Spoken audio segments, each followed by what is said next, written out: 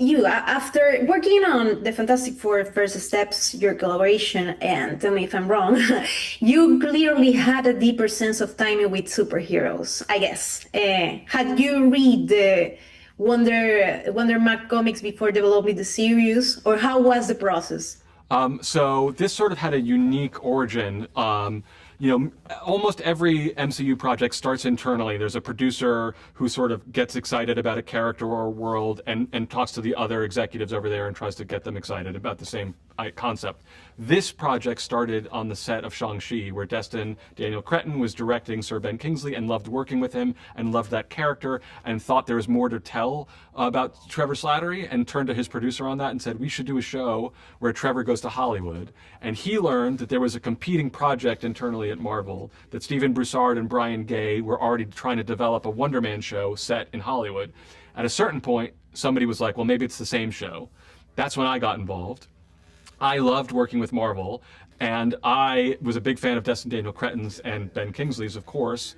So I also like writing about the entertainment industry, so it felt like the stars kind of aligned. When it came to Simon's character, they were kind of open to any interpretation I wanted to do as we sort of got into trying to figure out what the tone of the show was and what the stories were about. This about the interpretation. I mean, I need to say, there are comics fans who think Wonder Man is a minor superhero. I'm sorry. I mean, I just listen and write, but I've been told so.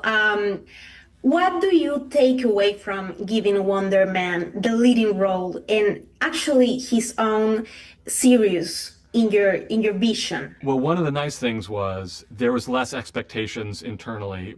It's not a Spider-Man, it's not Thor, it's not Hulk.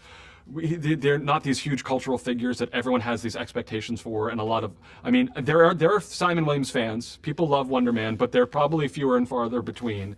But to me, that was exciting because we were sort of given a little bit more carte blanche in terms of like freedom in terms of who he was. We weren't tied to certain things and certain expectations. Simon happens to be an incredible dresser in the comics. We got to take some of the looks from those comics and throw them into the show. But when it came to figuring out who he was, what his character was really about what was going to serve our story and how we were going to tell stories set in Hollywood. And I loved the idea that Simon Williams not only doesn't like superpowers, but he really doesn't like superheroes. He's not no interest in that. He wants to be an artist, Yes, and the last one, I once interviewed Yahya Abdul-Mateen about another film. Yes. I get the feeling he's man of few words. I don't know. Yeah. Did you have any conversation with him? Oh yes, certainly. When he first read the script, we started having conversations about who Simon was. Yahya is an incredible performer who does all his homework, much like Sir Ben Kingsley, and he wanted to know what Simon's background was like. Where was his family from? And as I started to answer those questions for him, all that material started to work itself into the script as well. So not only is there no other Simon Williams than Yahya as far as I'm concerned, even outside of being on screen, he informed who he was on the page as well, which was really great.